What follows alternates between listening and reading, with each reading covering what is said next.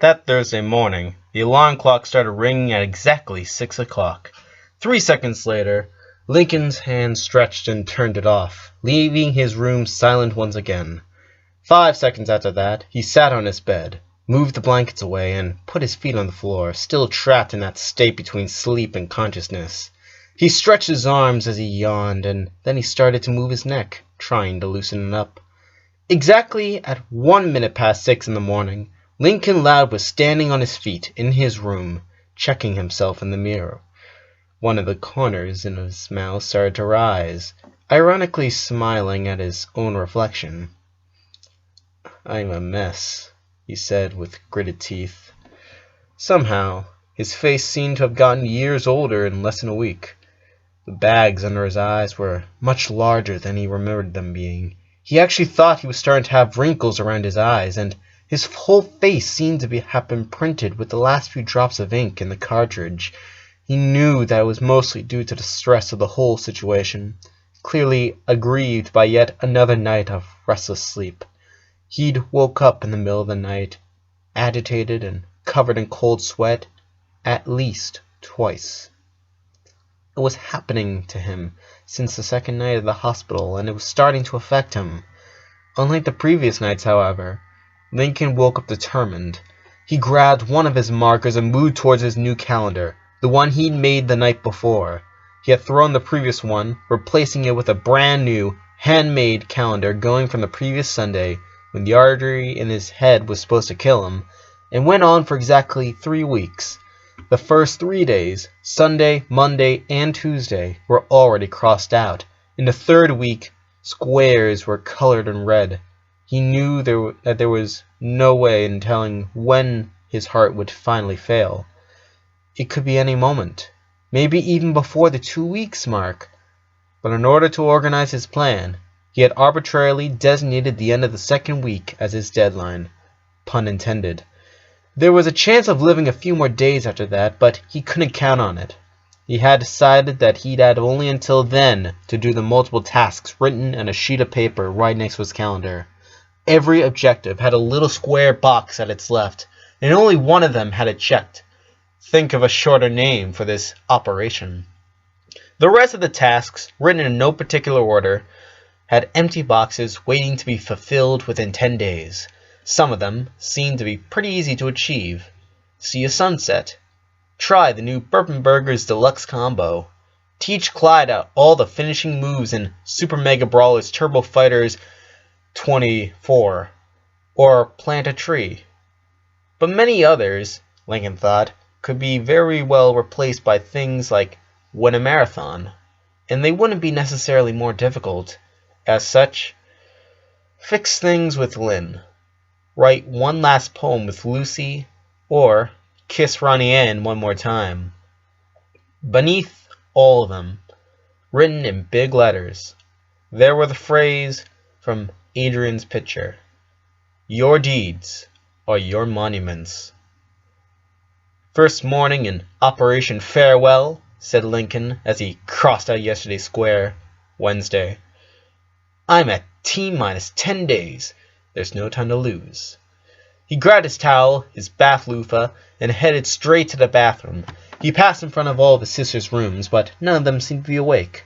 Their alarm clocks didn't start ringing until 6:30, which Lincoln, of course, knew. Careful to not make too much noise, he went inside the bathroom to have a nice, warm morning shower. Almost 15 minutes later, several doors opened up at the same time, and the sound of almost 12 pairs of feet filled the house. The alarm clock on the parents' room must have failed to wake them up, or perhaps they needed more time than usual to get dressed and ready, for some reason, since they and their daughters arrived at the kitchen at the same time. "Good morning, girls," said Mr. Loud when he met them at the stairs. "Sorry, you'll have to wait a little before I can cook." The words died in the father's mouth, for when he looked inside the kitchen he found that there was no need to wait to have breakfast. An already showered and happy Lincoln was moving quickly and determined in the kitchen, finishing the details of a gigantic breakfast for the rest of the Louds.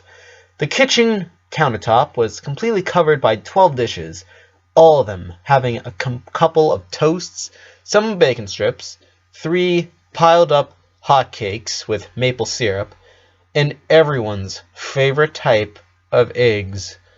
They all still stood petrified in their places, seeing with open mouths how Lincoln was grabbing the coffee maker and started to fill 7 cups with it. When he finished, he took the cups and put them next to 5 glasses of orange juice for his younger sisters. After he prepared the drinks, he turned around, and only then he realized that his whole family was there. "Morning," he said with a big smile, taking off his apron. "I was about to call you. Hurry up before they get cold." "Hot cakes!" squealed the twins at the same time, running to get their breakfast. "Thanks, Lincoln." Seconds later, Lucy and Lisa entered the kitchen and grabbed their breakfast as well. The first one whispered something about a warm caress to her cold heart, and the latter gave him a significant look. Lincoln smiled, and Lisa quickly headed to her room, probably so she could start working right away on her investigation. The last one to approach him was Lily, who crawled until she hit his legs, smiling and gibbering. "Oh, you're hungry, Lily?" Lincoln asked, lifting her up on his arms. "Don't worry, your big brother's cooked you a yummy breakfast." He took his sister's special chair and put it next to the kiddie table, grabbing her specially scrambled food so she could eat it easily. When she started to eat enthusiastically, Lincoln turned around to look at the rest of his family, his older sisters, and parents. They were all still looking at him, without even blinking. It was hard for Lincoln to identify what they were thinking, since their faces looked more like a cubist painting, showing many emotions at the same time. Surprise, thankfulness, sadness, a strong desire to hug him, and an equivalent effort to keep them from crying.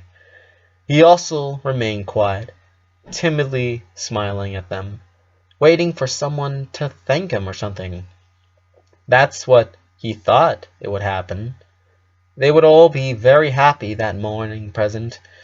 The maple syrup would cheer them up, and Operation Farewell would have a nice beginning. Reality wasn't as nice as his fantasy. Don't you like it?" he asked, feeling an emptiness in his stomach that had nothing to do with the fact that he hadn't eaten anything yet. His worried tone snapped his parents out of their trance. "What, Lincoln? Of course we like it," said his mother, quickly stepping forward to hug him. "It's a wonderful breakfast, son," added his father. "But, Lincoln, you didn't have—" "I know," he said, interrupting him. "I know I don't have to, but I wanted to." Again, a long, awkward silence. It wasn't the first time that Lincoln decided to make the breakfast for his whole family. He did it every time he needed the morning to pass as smooth and quickly as possible, or after he'd done something that might have bothered his sisters, in an attempt to earn their forgiveness through their stomachs. His breakfasts were always well received, and his sisters usually gave him one of their characteristic group hugs he liked so very much. This time, however, the atmosphere was very different. There wasn't any kind of enthusiasm. And then Luna spoke, and the morning was ruined. "I don't want to go to school," she suddenly said, with decision. They all turned to look at her. Her eyes were fixed on her brother, and her lips were pressed shut like she was trying hard to keep them from trembling. "Luna, we talked about this," said her mother, trying to make her voice sound with authority, but it was impossible for her to conceal her sadness. "I don't care. I want to stay home here with Lincoln." Never a silence was as palpable as right then. Lincoln could feel the tension in the air pressure rising around them. He knew beforehand that it wasn't going to end so well. "Honey, please, we all agreed to—" "I don't care what we said. I don't want to go to school." "Me neither." Lynn took a step forward with a challenging look on her face. "Look," started Mr. Loud, closing his eyes and trying to keep calm. "I know how you're feeling, but we all agreed that until your younger sisters know it, we all need to act normally. I can't act normally. This isn't a normal situation. I don't want to go to school, repeated Lynn, raising her voice. Apparently she yelled loud enough to be heard from the living room. Lynn's not going to school? Asked Lena, peeping her head through the door frame. She's not going, then I'm not going neither, said Lola, her head appearing over her twins. You're all going to school, said Rita. Can't we just stay for a day? Luna begged, dropping her initial rebellion. No, that's final. You'll all have breakfast, and then you'll go to school, Mr. Loud yelled. I'll gladly have my breakfast, but Lena ate my last hotcake. That's not true, Lena answered, glaring with disdain at Lola. Both of them argued for a couple seconds, but before anyone could intervene, they started a new fight, rolling over the kitchen floor as they punched each other and pulled their hairs. Lenny and Lori quickly tried to separate them. Taking advantage of the chaos, Luann grabbed her breakfast, her cup of coffee, and silently walked to her room, not saying a word to anyone. Meanwhile, the parents were still arguing with Luna and Lynn, trying to bring them into reason. But I don't want to go, Lynn said, completely irritated. How can you expect me to concentrate knowing that Lynn? The kitchen fell silent after Lincoln's scream, and they all turned to take a look at him. His face, a mask of terror, and immediately ended with any type of violence. Impertinence, defiance, and nonconformity existent. His terrified look was divided between looking at Lynn and the twins. Even though he had already started planning how to tell his younger sisters what was going to happen, he was still far from being ready to do so.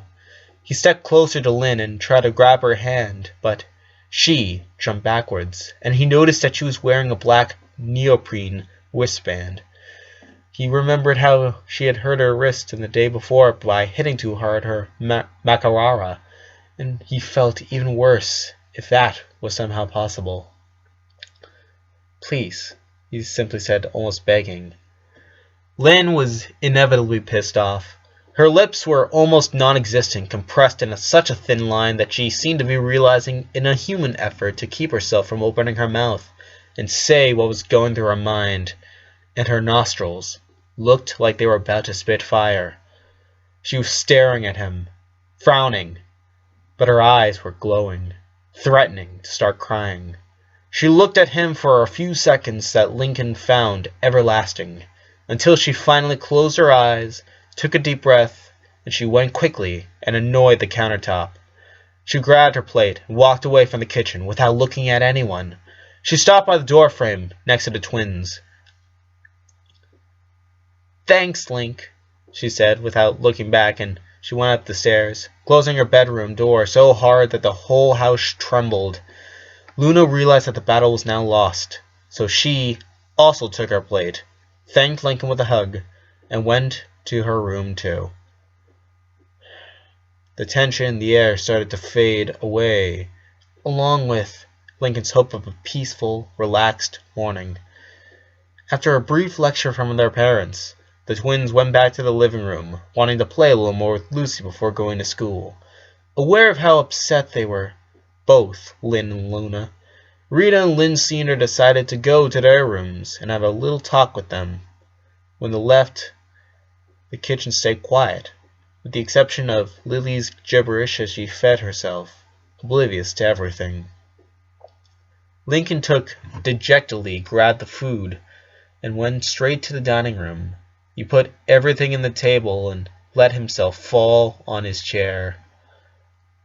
He started to cut his hotcakes, but his arms were so heavy he could barely move the knife. And he was pretty sure he wouldn't be able to raise his glass to his mouth if he tried. He closed his eyes and sighed, taking the first bite of his delicious food. It was cold. He felt some movement and saw Lenny and Lori sitting at each side of him. Thank you very much, Lincoln, Lori said with a smile. Looks yummy, Lenny said, tasting the maple syrup. It's cold, Lincoln muttered. So it's delicious.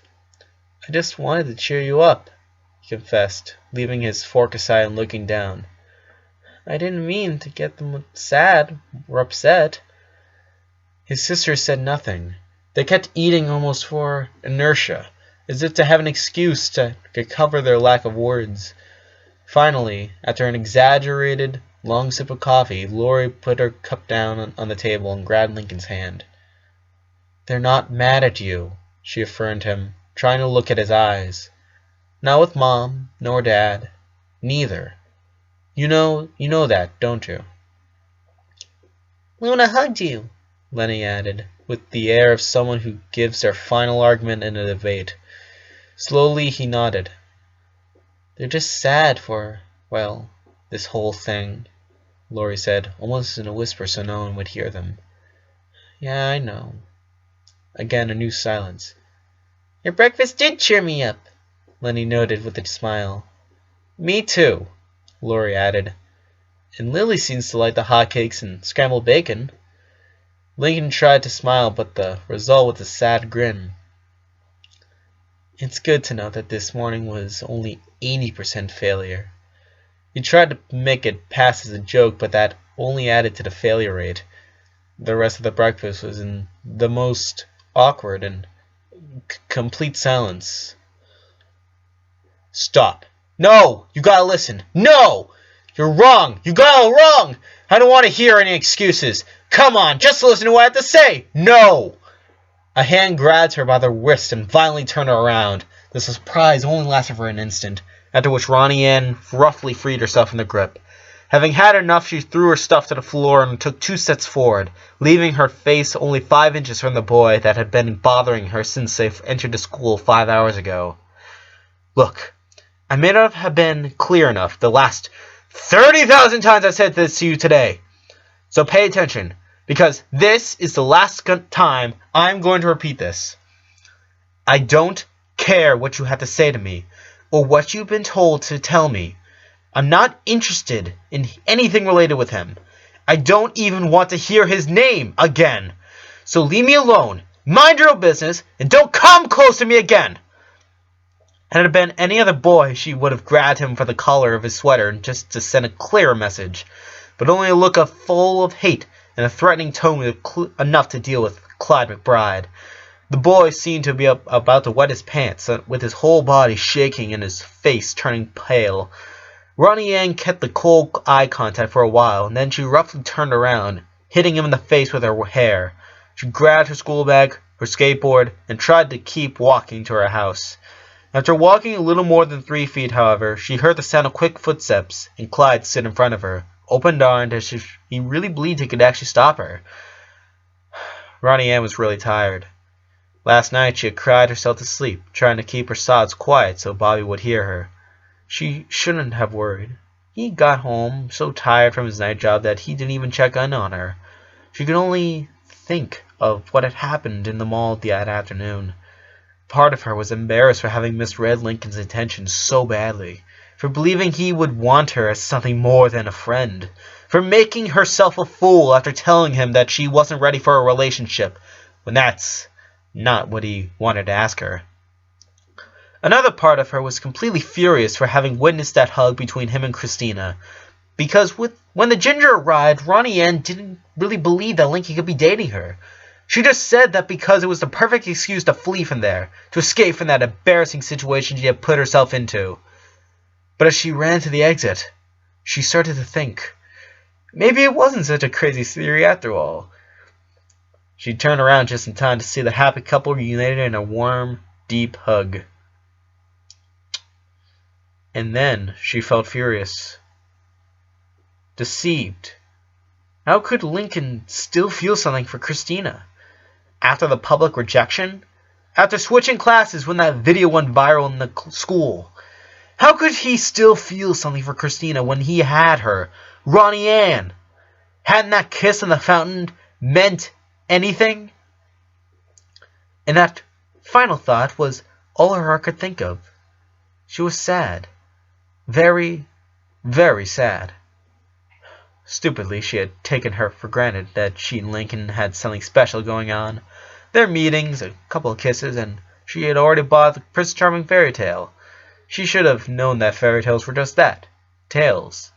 She realized that, unconsciously, she had already imagined that she and Lincoln would be together forever, growing next to each other, laughing together, going out more and more often as they became older and their parents would allow them to see each other as much as they liked.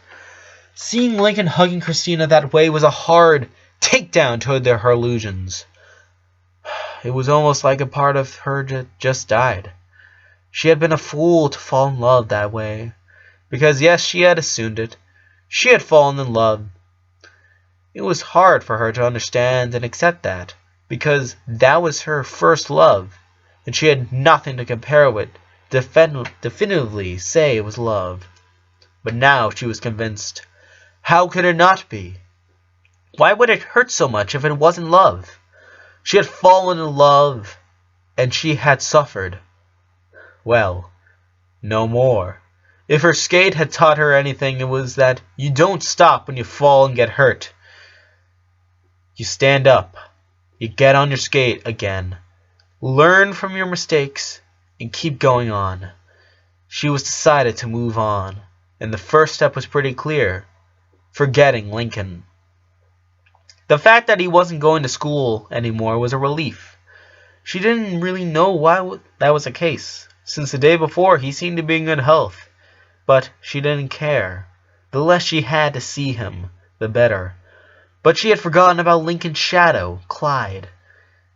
Since he saw her walking inside the school, he had been trying to speak with her.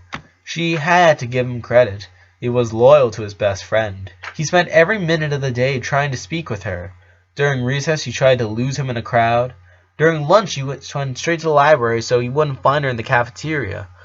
During the last period, she resorted to the always reliable girls' room, where he couldn't enter nor wait for her in the hall, which was strictly forbidden by the school's principal.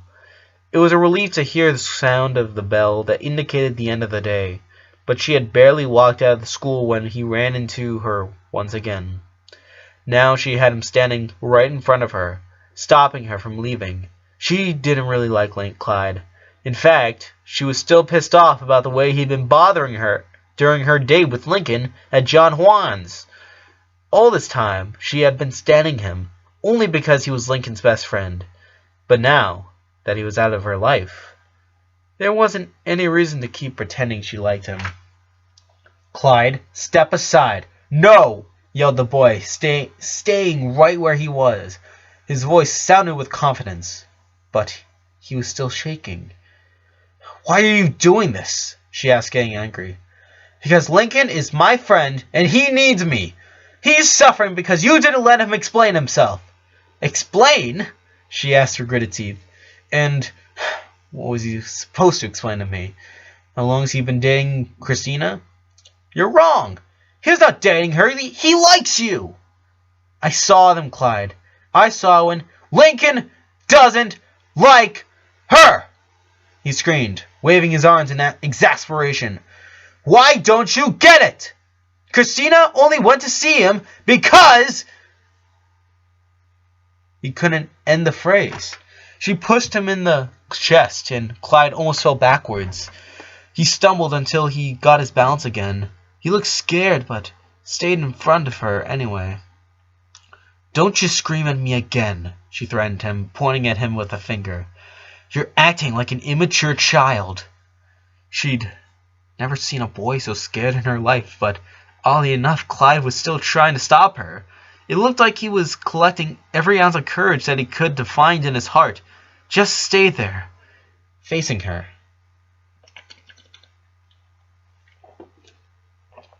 "I'm immature," she said, wondering how come she hadn't punched 2 teeth out of his face already. "Let me ask you something, Clyde. Why would a guy kiss a girl if he doesn't want to be her boyfriend?" That seemed to take him by surprise. He sighed and opened his mouth to reply, but Ronnie Ann had spoken her true feelings for the first time, and she couldn't stop now. Why would he beguile me like that? Why would he play with my feelings? He didn't. You don't understand. You don't know what's going on, what he's going through. Then tell me, what the hell is going on? Again, Clyde looked down at the floor. I can't. It's not up to me to tell you. She silently glared at him, trying to scare him into talking, but Clyde was actively trying to avoid her gaze. After some seconds of tense silence, Ronnie Ann snorted.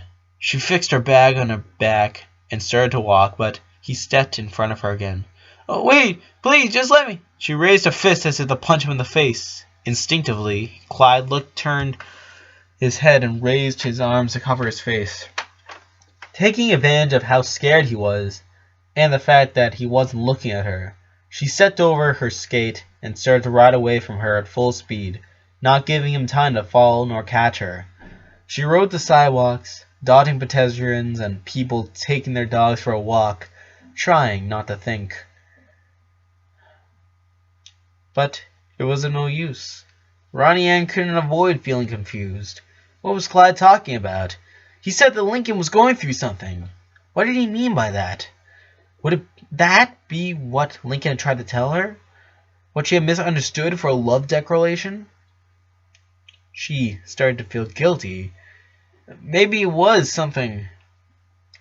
No, it definitely was something important. Something that Lincoln wanted to say to her. Something for which he had taken her for a date. She felt guilty.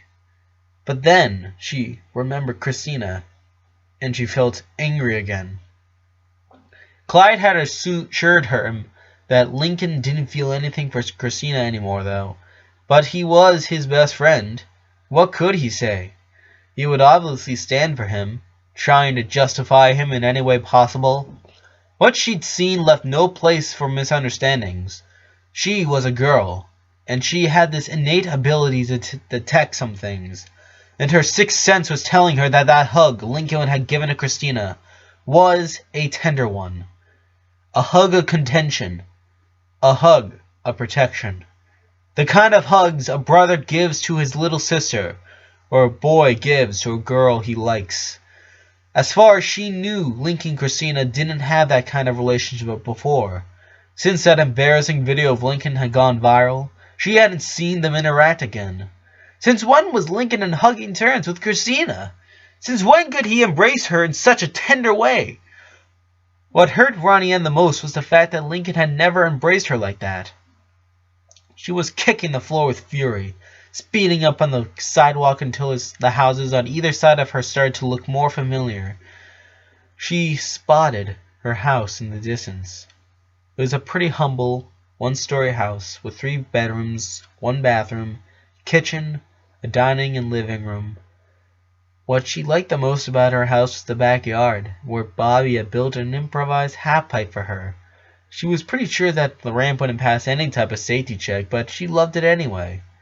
When she reached her house, she stepped out of the skate. She saw Bobby's disastrous car parked, so she knew that he was back from high school. Being Thursday, her father would be working till very late in the night, as usual, and Bobby probably had already found a new part-time job, so she was facing a new afternoon alone in her house. Loneliness could be hard sometimes, but she was used to it. It's not like she could complain. Her father was doing anything he could to raise his 2 children all alone. And Bobby's irregular income were essential to help them keep a balanced middle-class life. Still, she missed those afternoons where she could still play with her brother. She took the key from her pocket and opened the door. "Bobby, I'm home," she announced, throwing her bag in the couch. She heard some voices from the kitchen and rolled her eyes. Ronnie Ann hated when Bobby invited Lori for lunch at his house. It's not like she didn't like her. It's just that she hated how they were all lovey-dovey in front of her. Besides, she didn't really want to see her. It wasn't Lori's fault what had happened between Ronnie Ann and Lincoln, of course. But still. Sensing that it would be rude to not greet them now that she announced her presence, she left her skateboard in the living room and went to the kitchen. She could see from the dining room that her brother was washing his face in the sink. Ronnie Ann raised an eyebrow. He seemed to be crying. "Bobby?" she asked, stepping inside the kitchen. Her brother regained his posture and started to dry her face with his shirt sleeve. He greeted her, but Ronnie Ann didn't answer. Standing at the other side of the kitchen, it was the person she wanted to see the least. Hi, Lincoln said, with his hands behind his back, clearly nervous. She said nothing to him. She turned around and glared at her brother. Why is he here? When Bobby finished drying his face, he ducked beside her to be at her height. Ronnie, Lincoln has something to tell you. I don't want to listen to him. Tell him to leave, she said, like Lincoln wasn't standing 6 feet from her. Ronnie, he has something to tell you, he repeated, putting a hand on her shoulder. He took a deep breath, like he was trying to keep himself from crying, which confused Ronnie Ann. And you need to hear it. But I'll leave you guys alone. I'll be outside.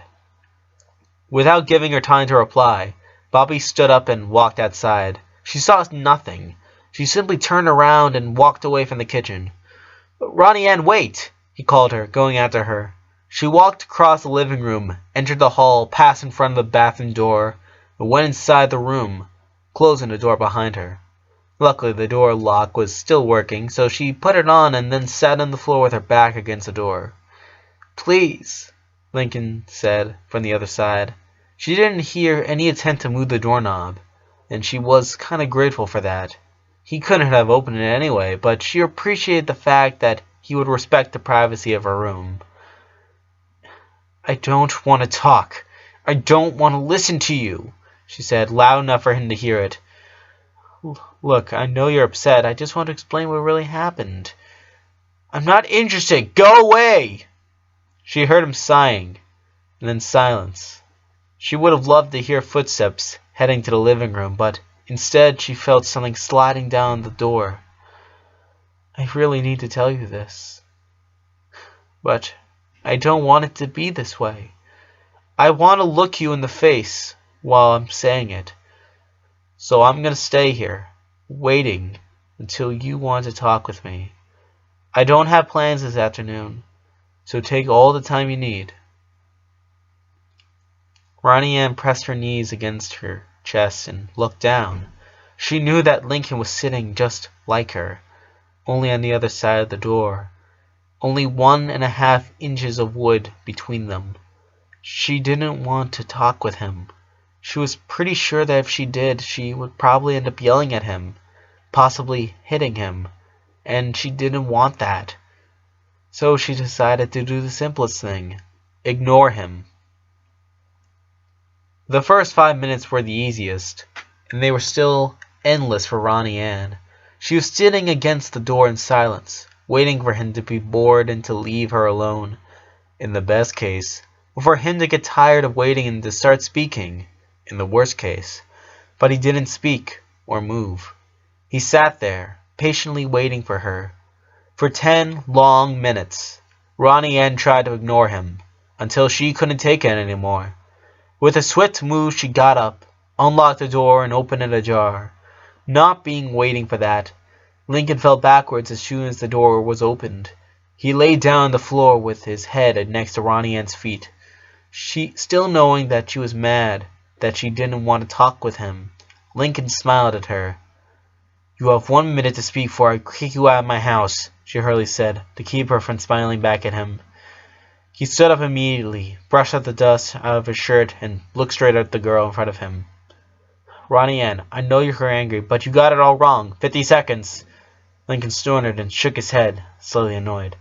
Fine, I'll go straight to the point. There's nothing going on between Christina and me. Yes, I used to like her, but you should know that I no longer have those feelings for her.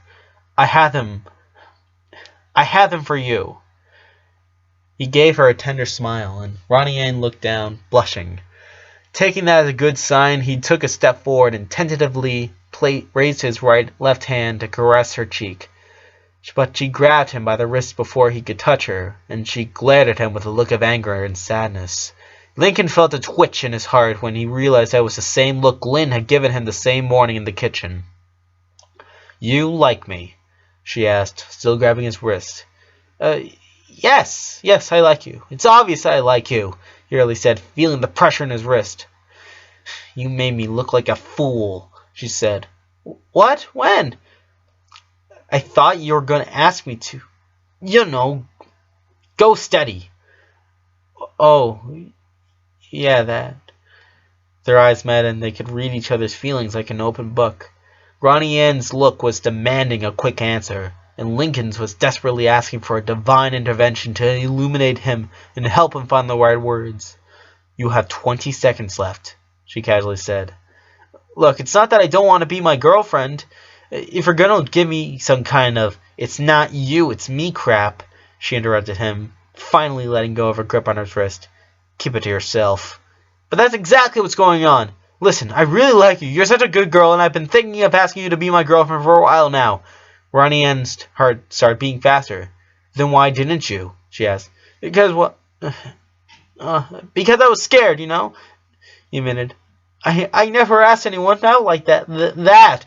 I was afraid you would tell me no. And, well, actually, you literally said no to me even if I didn't ask you.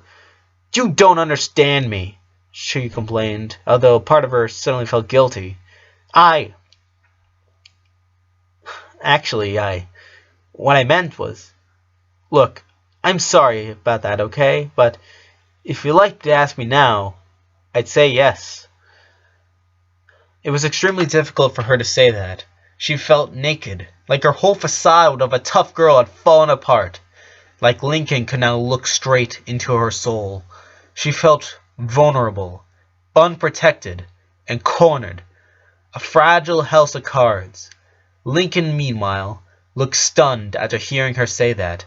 After processing them, which took his brain a lot of time, his face went gradually from surprise to sadness, and then resignation. He lowered his head so much that Ronnie Ann could almost see his nape, and he whispered,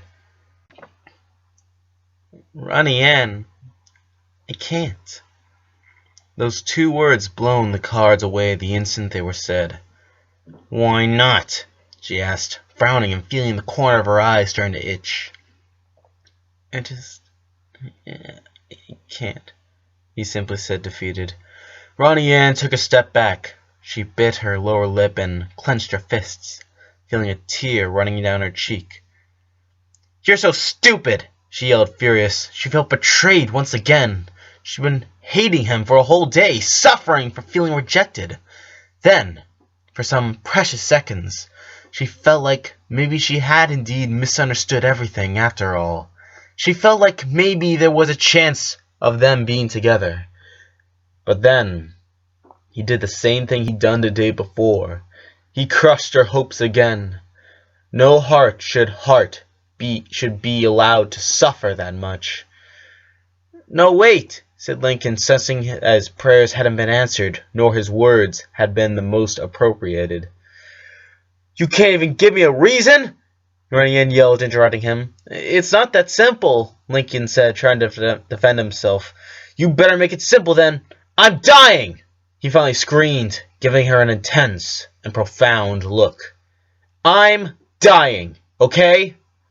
Oh, you are dying? How do you think I'm feeling right now? She hysterically replied.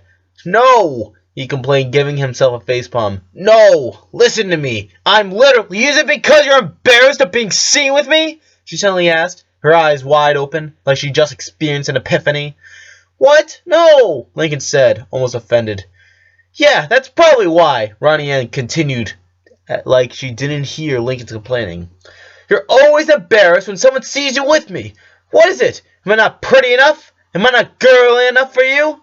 Ronnie Ann, you're angry and you feel hurt, and I understand you. Lincoln started, speaking slowly and calmly, trying to lower the decibels of their argument. But what you're saying doesn't make any sense. It's all rubbish, and deep down you know it. It's not rubbish, she said with gritted teeth. If you just stop trying to be on the defensive all the time, you understand why you're acting like a jerk, he roughly said. Ronnie Ann was trembling with rage. These had been the second worst 24 hours of her life, and too many emotions were passing through her mind and heart. Anger, pain, anguish, sadness, love. She was a tough girl who always tried to conceal her emotions under a masquerade of relatively violence and apathy.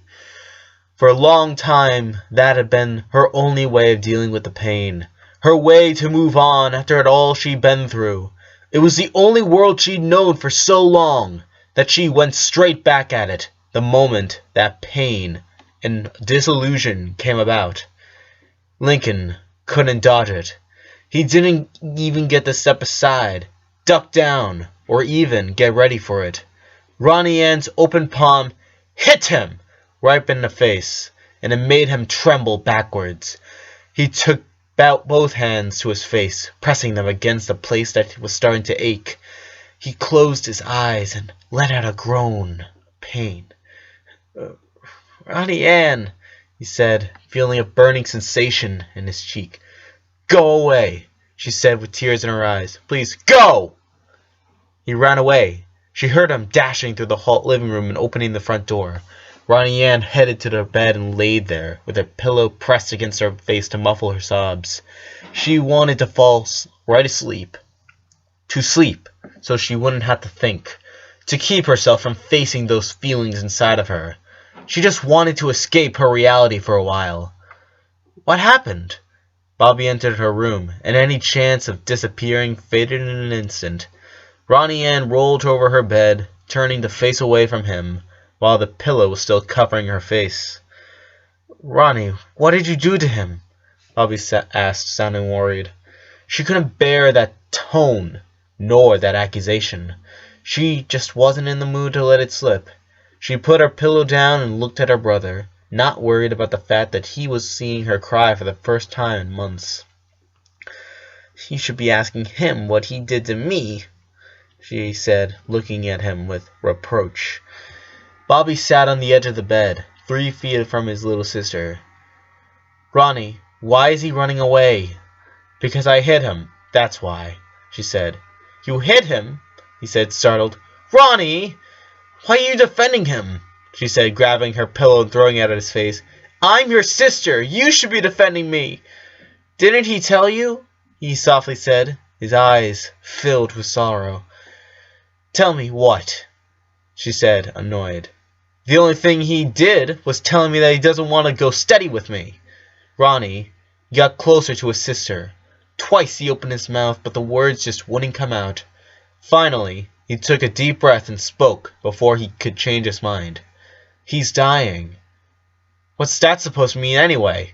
She asked, crossing her arms over her chest and looking away. He's sad? What happened? You got in a fight with one of his sisters? What do I have to do with he's dying? He interrupted her, covering his face with his hands. Literally, dying. That's why he went to the hospital. They found something in him. He's going to die soon. She opened her mouth and turned around to see her brother so fast she almost hurt her neck. She felt that someone was dropping a huge bowling ball inside of her. She felt a knot appearing in her stomach and felt goosebumps creeping on her spine. She just stared at Bobby, trying to understand. That's not funny, she slowly said, trying to keep her breathing at a normal rate. I wish it was a lie, he said, sobbing. He only has 3 weeks left. He started to silently cry, leaving Ronnie Ann alone with her thoughts. Lincoln, dying. It couldn't be. It couldn't be true. And yet, things were starting to make sense. Lincoln wasn't going to school anymore. Clyde was looking miserable. Christina's uncle worked in the hospital. I can't ask you to be my girlfriend. Not after... It was like she'd been seeing it all through a translucent glass, catching the general shapes but not seeing it in detail, not seeing the full picture. Now that glass was gone, and she didn't like what she was seeing. The news was left spinning around in Ronnie Ann's mind. She refused to believe it. Maybe for 10 minutes, maybe for 15. But she felt like she stayed petrified in her bed, apparently listening to her brother. He was trying to explain what both Lincoln and Lori had told him. He told her everything he knew, but she wasn't listening. The only thing she could think of was that there had to be a mistake. She even went as far as believing that she might be dreaming.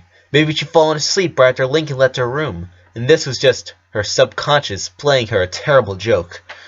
But the pain inside her chest was too real to be a dream. She couldn't stay there, not after having slapped him like that. She stood up and Bobby tried to stop her, but she ran away faster than he could, even trying to grab her. She left her house without her skateboard. She forgot she had one. She knew by heart the way to the Loud House, and she ran all the way there without even thinking. She ignored the pedestrians, the cars, and the aching pain she was starting to feel in her right side. She finally saw the roof and the garden of a house full of toys, objects, kites, and many other articles that only a toy store or a house with 11 kids could harbor. She only stopped when she got to the front door. She knew she shouldn't press the doorbell unless she wanted to risk having an electroshock, so she banged at the door as hard as she could. She used those few seconds of waiting to catch her breath and trying to suppress that pain she was feeling between her ribs. She needed to see Lincoln. She didn't know what she would say to him. She just knew she had to. When the door was opened, she felt a little disappointed to see that it wasn't Lincoln, but one of her sisters. She should have been expecting that, knowing that with so many sisters, the chance of one of them welcoming her was pretty high. She was a little surprised to see that the girl standing in the door was staring at her with fire in her eyes, like she was really angry about something. Hi, Luna, right? She asked, trying to remember the name of the girl, but it was really hard to tell them apart, with all of them having this name so similar. Lynn, she said, still looking at her with what was clearly despise. You came here just in time, Ronnie Ann. Ronnie Ann didn't like the way she pronounced her name, and she didn't understand what she meant with just in time, but she didn't have time to stop to think. I'm sorry. Listen, is Lincoln here? I really need to see him, and you are not seeing or getting any closer to my little brother again, Lynn said, stepping outside the house and closing the door behind her, standing 1 feet away from Ronnie Ann. You don't understand, I need to— She got home 10 minutes ago with a bruise on his right cheek, said Lynn, clenching both her fists so hard her knuckles were white.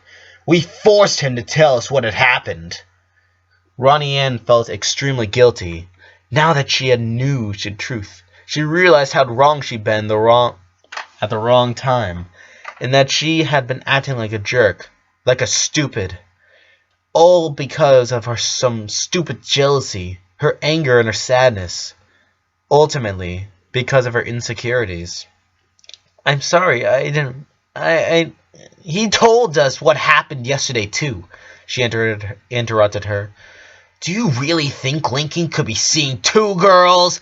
That he would play with you like that, and then run away with another? Ronnie Ann could only avoid the loud girl's glare. There was no way of defending how she had behaved, and she was feeling more embarrassed of her behavior by the minute. I thought you knew Lincoln. He's the nicest and most caring boy in the world. He would never do something like that. He's not that type of boy, she was saying as she started to blink faster and faster. The rest of my sisters aren't still in his room, trying to calm him down. Please, I know I was wrong. Just let me in. No! Lynn yelled, stepping forward, leaving her face just a couple inches from Ronnie Ann's. You're gonna turn around and get the hell out of here, and you'll never touch my brother again. Do you understand? Get out of here! Ronnie Ann knew exactly what game Lynn Lau was playing. That expression, that body posture, that attitude. She was trying to intimidate her. Unfortunately for her, she wasn't the type of girl you could intimidate just like that. Or what? She coolly replied. Or I'll punch you so hard in the face, you're gonna have to make a visit to the bathroom before you can pick up your teeth. Big words for such a runt, she slowly said through gritted teeth. Lynn shoved her with roughness, making her stumble until Ronnie Ann caught her balance just on the edge of the ladder. Get out! Lynn repeated once again. Ronnie Ann frowned. I want to see him. I didn't know what he's going through. Well, you ought to listen to him next time he wants to talk to you, Lynn yelled at her. Now go back to your own house, Santiago! No! And to show how serious she was, Ronnie Ann took off her purple hooded sweatshirt, remaining with her white t-shirt with the Santa Cruz words written in yellow letters. Lynn snorted and started to adjust her wrist brace. Let's go to the grass. It's dangerous here with the ladder, she said as she pulled up her sleeves. 2 minutes later, Lynn and Ronnie Ann were rolling in the ground, trying to push each other out of the way, and taking every opportunity to connect a nice punch to the other one's face. After a good right jab from Ronnie Ann, Lynn ended up lying on her back on the ground. Ronnie Ann stood up and literally jumped over Lynn, but she managed to put her feet on Ronnie Ann's abdomen and pushed her away.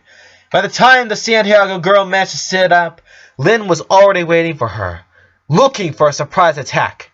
She ran straight into her and tackled her to the ground, starting a new fight of grabs and grips. As the front door opened and a little over half a dozen voices started to scream for the 10 to fight, Ronnie Ann reached a conclusion that she was clearly in disadvantage. They might have almost the same height, but Lynn was 2 years older, and it showed. She was clearly stronger. She knew some advanced techniques and blocks, and the blows didn't seem to hurt her as much as they did Ronnie Ann. But she realized something else too. Even in the adrenaline of the fight, she noticed that Lynn was crying as well. The tears were falling slowly, but clearly. She also realized that even if the fight was definitely serious, Lynn was making some mistakes someone as evidently advanced as her should not be making, such as dropping her guard at the wrong moments, not taking advantage of some spaces Ronnie Ann accidentally left. It was like her mind was somewhere else. And Ronnie Ann understood her. She understood what Lynn was going through, because she was going through the same. They were punching the frustration out of themselves. Every blow was one burden less, and every punch they received was an analgesic to the soul, for it was easier to deal with physical pain. Lincoln's sisters were still begging them to stop, but no one dared to get closer to separate them. They were both standing on their feet, keeping some prudent 6 feet between them. They seemed to be waiting for the other one to make a move. Needing a new relief, Ronnie Ann stepped forward and threw a punch. Lynn dodged it and tried to counterattack, but Ronnie Ann was already expecting that, so she blocked it and attacked once again. She punched Lynn right in the stomach. Lynn managed to push Ronnie Ann away long enough to catch her breath. When she looked up, she seemed to be even more angry than before. She slowly walked closer, with her guard up. Ronnie Ann tried to hit her, but Lynn grabbed her by the wrist. She dodged Ronnie Ann's crossed hook and hit her right in the ribs. As the Santiago girl let out a cry of pain, Lynn punched her twice in the stomach, and finished with a right hook into the chin. All the girls let out audible "ugh" when they heard the sound of the punch hitting Ronnie Ann. She fell backwards, trying to get her lungs to remember how to breathe, while her ideas were trying to find the correct place inside her head. And after that blow, the only thing she could hear was something screaming her name, louder every time, or maybe closer. She opened her eyes when Lynn grabbed her by the collar of her t-shirt. She lifted her a couple inches from the ground and raised her fist, ready to strike again. Ronnie Ann closed her eyes and just readied herself for what was about to come. But she had heard a commotion, and suddenly Lynn was no longer grabbing her by the collar. She opened her eyes once again and saw Lincoln hugging her sister from behind, trying to keep her from moving towards Ronnie Ann. "Let me go!" Lynn complained, trying to take Lincoln's hand off her, but evidently fearing to accidentally hit him, since she wasn't moving with much decision. "Lynn, please, drop it. She slapped you first! Please, Lincoln, let me go! Do it for me!" Those 4 words seemed to relieve Lynn. Ronnie Ann saw how she lowered her arms and relaxed her muscles. Looking at Lincoln over her shoulder, Lynn stopped struggling. Feeling her do it, Lincoln's grip started to tentatively loosen up until he finally could release her. "Thank you," he said, gently caressing her arm. "She doesn't deserve you," she simply said, giving Ronnie Ann one last look of despise. Next thing, she stood up and walked away. Lincoln bent down near Ronnie Ann and helped her get up. Still a little dizzy after that punch in the head, she let him carry her. Slightly supporting herself on him, she let him take her inside the house, up the stairs and inside his room. He laid her on his bed and asked her to wait a couple minutes. She simply nodded, still trying to understand what was going on. When Lincoln let and closed his bedroom door behind him, Ronnie Ann started to understand where she was. She'd never been inside Lincoln's room. It was just as small as he always said. Just one bed, a desk, wardrobe, some toys, and a couple of posters on the wall. She saw Ace Savvy's logo, a smooched poster, some from a movie she didn't know about. Ignoring the pain she was feeling in her stomach, she jumped on her feet. In one of the walls there was a giant handmade calendar along with pictures from all of his sisters and some written sheet of paper. At the top of one of the sheets it read, "Operation Farewell," in big red letters. She started to read what was written there, desperately looking for something that would tell her that it was just a lie. Ask Mom to help me write a book. Help Luna to write a happy song. Tell Dad the truth about who broke his disco ball. Me. Everything she read made her feel even worse. It was a bucket list. She started to feel dizzy again, but not because of the punch. She kept reading. Except for tasting a new kind of burger, there wasn't really anything for Lincoln in that list. Why not ask to go to Disneyland, or travel to Europe, or ask for new clothes, a new bike, to go to the Super Bowl? Everything on his list was sharing something with someone else, with his sisters mostly, but also with his parents, with Clyde. Even. She stretched her hand to touch the paper. With trembling fingers she touched the line upon which there was written, "Kiss Ronnie Ann one more time." Lincoln opened the door and stepped inside his room, carrying with him a little bag of ice. She stopped dead in his tracks when he saw his friend crying in front of his new calendar and his bucket list. When he closed the door, Ronnie Ann turned around. She stared at each other for a few seconds, and then she saw that his left cheek was still a little red. Her sobs became louder. "Ronnie Ann." Lincoln stepped aside, moved closer, and offered her the ice. With her shaking hands she grabbed it, but instead of putting it against her chin, she threw it to the floor. Ice couldn't help her with the kind of pain that was already hurting her, what was really hurting her. She put her arms around Lincoln's neck and hugged him tightly. He embraced her too, and leaded her to his bed, so they could sit and be more comfortable. Ronnie Ann flooded Lincoln's shoulder with her tears, as she repeated over and over again how sorry she was. But he didn't care. He was just gently caressing her back, telling her that everything was going to be all right, letting her know that he was there.